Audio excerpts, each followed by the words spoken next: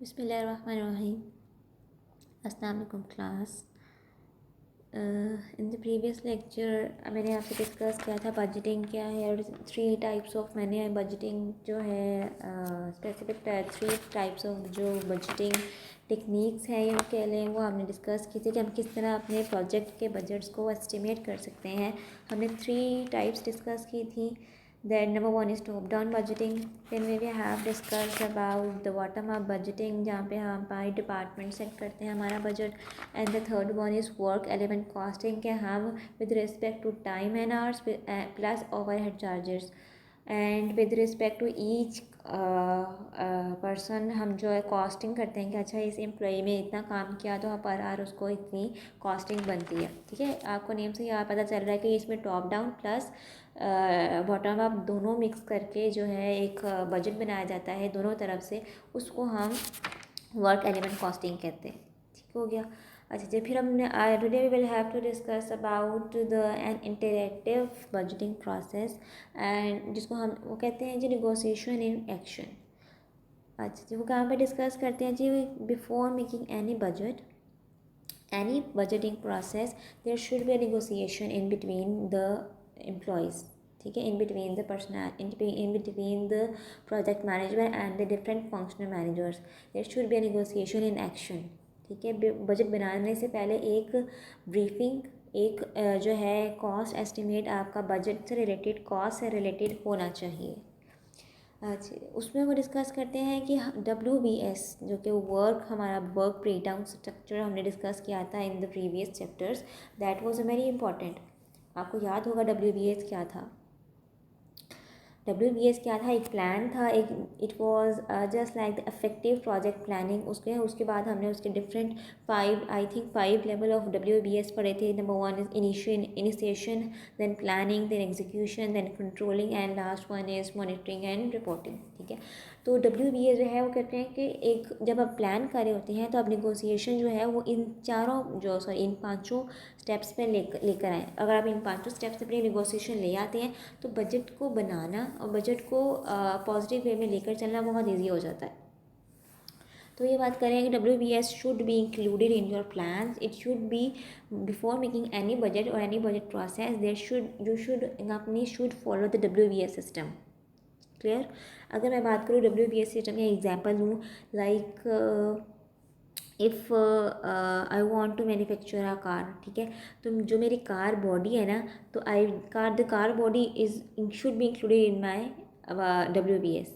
It means कि मैंने उस कार बॉडी की प्लान कैसे करना है, उसको एग्जीक्यूट कैसे करना है, उसको मैंने फिनिशिंग कैसे करनी है, उसको कलर क्या होगा, उसको मैंने फीडबैक करना है, उस साथ ही रिपोर्ट करना है कि उस कार की जो मैंने बॉडी बनाई है उसको क्या कार की बॉडी में WBS सिस्टम के साथ लेकर चल रही है या नहीं चल रही. जब मेरी कार की जो बॉडी है, सिर्फ कार की बॉडी की बात कर रही हूँ, ठीक है, उसमें मेरे WBS सिस्टम प्लान इम्प्लीमेंट हो रहे या नहीं हो रहे. इन पांचों जो मेरे स्टेप्स हैं या मेरे लेवल हैं WBS के, क्या वो इसमें एक उतर रहे हैं या पूरे या नहीं उतरे. मैंने कौन से स्टेप्स स्किप किए हैं, ये मुझे अपनी निगोसिएशन इन एक्शन में डिस्कस करना है in the meeting before making the budget. Because car body को बनाना itself require some budget, itself require some cost. तो किसी भी डिसएडवांटेज से या फिर किसी भी एक्स्ट्रा कॉस्ट से बचने के लिए मुझे उसको WBS सिस्टम के थ्रू प्लान करना है, इसको एग्जीक्यूट भी करना है, 18 को चीज़ें डॉक्यूमेंट करनी है. क्लियर? एंड हमेशा याद रखें WBS सिस्टम जो होता है हमारा एक्सपेक्टेड उसमें होता है, ताकि जब वो चीज़ एक्चुअल हो जाती है और उसमें हम कंपेयर करते हैं. There is a table in your book like this.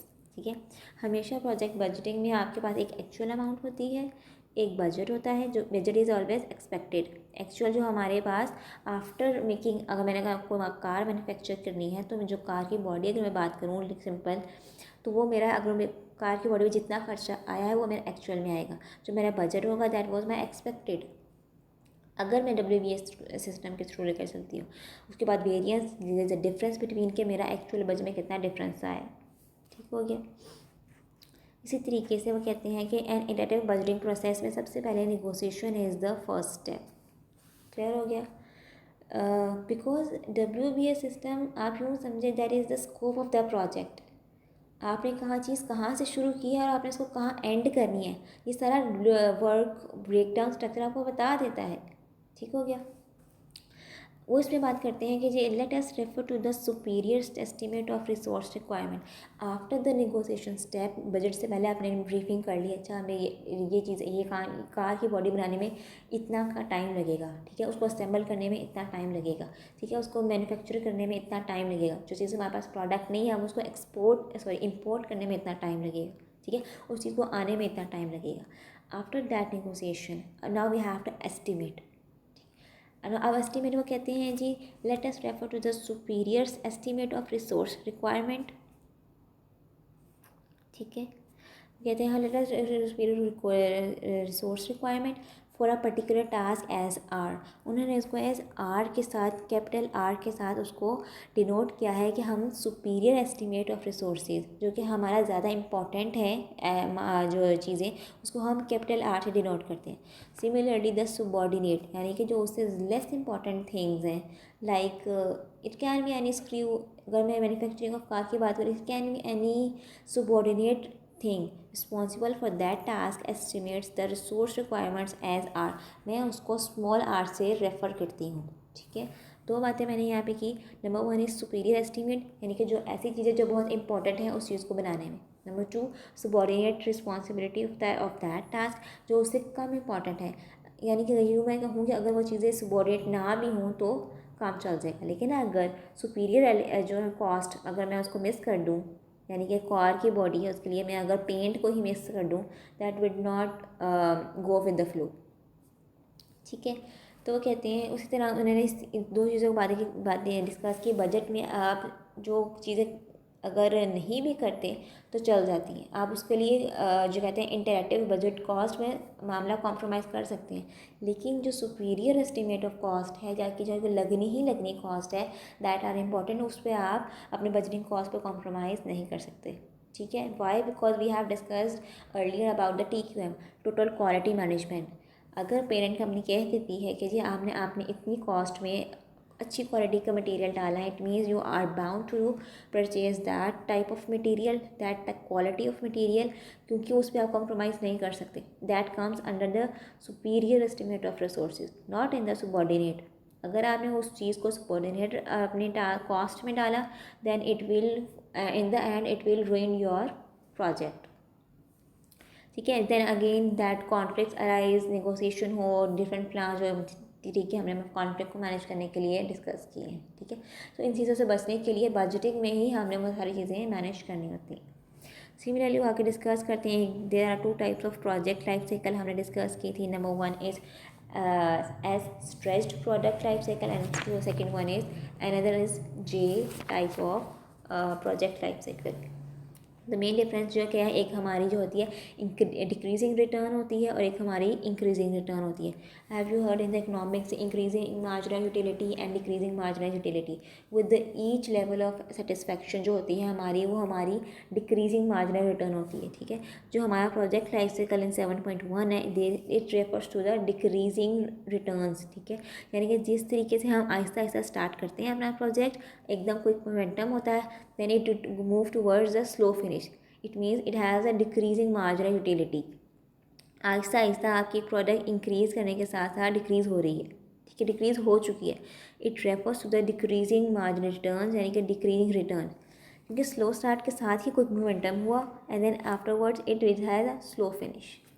As compare to the J project life cycle, it has an increasing return. अच्छा जी, दोनों में डिफ्रेंसिएशन ये है कि it depends on the nature of the project, कि आपकी project किस टाइप की है। क्या वो प्रोजेक्ट लाइफ साइकिल S में लाई कर रहा है या वो प्रोजेक्ट लाइफ साइकिल J में लाई कर रहा है। ठीक है, जो प्रोजेक्ट लाइफ साइकिल J है आपका, जिसको हम जिसने सेकेंड से डिस्कस किया, this includes the increasing marginal returns, कि विद रिस्पेक्ट टू टाइम आपकी कॉस्ट जो है, प्रोजेक्ट की कंप्लीशन जो है वो टाइम पर हो रही है, लेकिन आप उसको आपकी प्रोडक्ट ऐसी है कि उसको लंबे अर्से तक लेके जाना पड़ रहा है, यानी कि उसकी उस प्रोडक्ट की डिमांड जो है वो बहुत ज़्यादा है। ठीक है, चाहे 10 साल है, 15 साल है, it refers to the J type of. अच्छा, ये जो ऐसे कर्व बना, it means it is a J type of curve. आपकी जो प्रोडक्ट है वो मार्केट में बहुत अच्छी है, स्टेबल है, का टाइम पे कंप्लीट भी हो जाती है and has a increasing marginal rate of return. ठीक है, जो आपकी जो ये है प्रोजेक्ट लाइफ साइकिल ऐसे प्रोडक्ट है जो कि स्टार्ट होने के साथ ही क्विक मोमेंटम होता है and then it has a slow finish, it has a decreasing marginal return. ठीक है, this is difference between these two project life cycles. ठीक है जी, फिर वो कहते हैं कि सुपीरियर एंड सबॉर्डिनेट कॉस्ट को आपने इन दोनों प्रोजेक्ट लाइफ साइकिल में देखना है कि कहाँ आपको it depends on the project manager कि आपने कौन से सुपीरियर जो है चीज़ों कॉस्ट को रखना है, कहाँ आपने सबॉर्डिनेट को रखना है।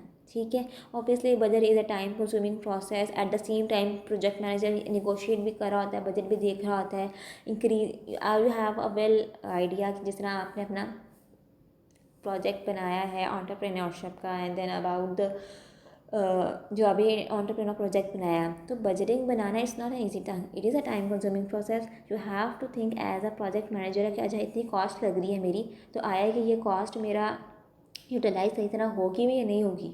मेरी प्रोडक्ट जो है वो अगर मैं उसको इस प्रोजेक्ट लाइफ साइकिल में लेके आ दूँ एकदम मोमेंटम कर जाए, तो क्या मेरे उसमें इंक्रीजिंग रिटर्न होंगे या डिक्रीजिंग रिटर्न होंगे। मेरी प्रोजेक्ट है वो किस फेज़ में लाई कर रहा है। ठीक है, so obviously this is a time consuming project, आपको डिफरेंट कमेंट्स पास करने होते हैं बजट में। अच्छा ये अब सिचुएशन ऐसी है तो अब मुझे बजट के बारे में क्या करना है। So it is a words emphasising कि आपने सारी चीज़ें अपने आप को एक प्रोजेक्ट मैनेजर में देखनी होती हैं। And the best way to solve these things are through the WBS system, work breakdown system. Make a schedule, make a time, make a plan, do with the do and go with the WBS planning system. अगर आप planning के through, scheduling के through चलते हैं कि इस project से आपको कितना फ़ायदा हो रहा है, कितना बजट लग रहा है, then it will quite easy for a project manager and for the employees to implement the project in the practical way. ठीक है, देन मूविंग टूवर्ड्स अच्छा जी, इसके बाद आपने ये एक वो देख लेना है, एक टिपिकल मंथली इन्होंने कैटेगरी बजट बना दिया रियल एस्टेट प्रोजेक्ट का। अच्छा, इनकम स्टेटमेंट का बनाया, revenue, operating expenses, travel and entertainment expenses and professional fees. ठीक है, ये उनके कुछ कोड्स हैं कंपनी के, उस उन्होंने साथ मेंशन कर दिए। बजट ये बनाया था, एक्चुअल ये है। अब देखिए आप यहाँ पे जो उन्होंने लिखी थी प्रॉपर्टी मैनेजमेंट, ठीक है, वो कहते हैं जी बजट तो उन्होंने 6,222 का बनाया था, लेकिन एक्चुअल में 7,410 का लगा। ठीक है, यहाँ पे उन्होंने बजट बनाया था 300 का, होता यही है मोस्टली। ठीक है, ट्रैवल में उसको लगा 456 उनका ट्रैवल एक्सपेंस लग गया। ठीक है, अब देखिए बाज़ औक़ात बजट आप कम बना देते हैं और आपको एक्चुअल में ज़्यादा लगता है, रेट्स इंक्रीज़ हो गए, आपको आइडिया इतना नहीं हुआ। देखिए समटाइम्स ऐसा होता है, या देखिए अगर लीगल फीस की बात की जाए तो यहाँ पे उन्होंने 50 का। ठीक है, और देखिए आपकी जो इलीगल फीस एक्चुअल में थी वो बहुत ज़्यादा लगी, दैट इज़ 419। तो it's not about a half and half, it is about the double triple आपके अमाउंट से लग गई। So there is always a fluctuation, there is always uncertainty between the budget and the actual. So you can rely on your, and देखिए variance जो है mostly इनका minus में जा रहा है। इट मीन्स जो हमने बजट एलोकेट किया था इसके रियल एस्टेट प्रोजेक्ट ने, वो जो है वो बजट से ज़्यादा उनका एक्चुअल ज़्यादा लगा है। एंड देन दिस बजट जो है अब कंपनी ने क्या करना है, इस जो वेरिएंस आया है इस चीज़ को उन्होंने नेक्स्ट मंथ में, अच्छा this is a monthly category budget. ठीक है, so it's don't need to be create any panic for the company. अच्छा मंथली बजट है, बाकी 11 महीने पड़े आपके पास, क्योंकि because it was a real estate project, property business का आपको देखना है कि वो 12 महीने चल सकता है। ठीक है, तो उसको कोई स्पेसिफिक सीज़न नहीं है। सो कंपनी को है आराम से ये वेरिएंस जो है अगले मंथ्स में शिफ्ट करके उसको कंप्लीट कर सकती है। ठीक हो गया, तो दिस इज़ द बजट आपने कि किस तरह बनाना है और किस तरह उसको कंपनसेट कर दें in the further year months और in the further in a year. ठीक हो गया। अच्छा गर्ल्स, ये चैप्टर आपने यहाँ तक ही करना है। इसके बाद हम नेक्स्ट चैप्टर स्टार्ट करेंगे, chapter number 8, that is scheduling and that contains numerical.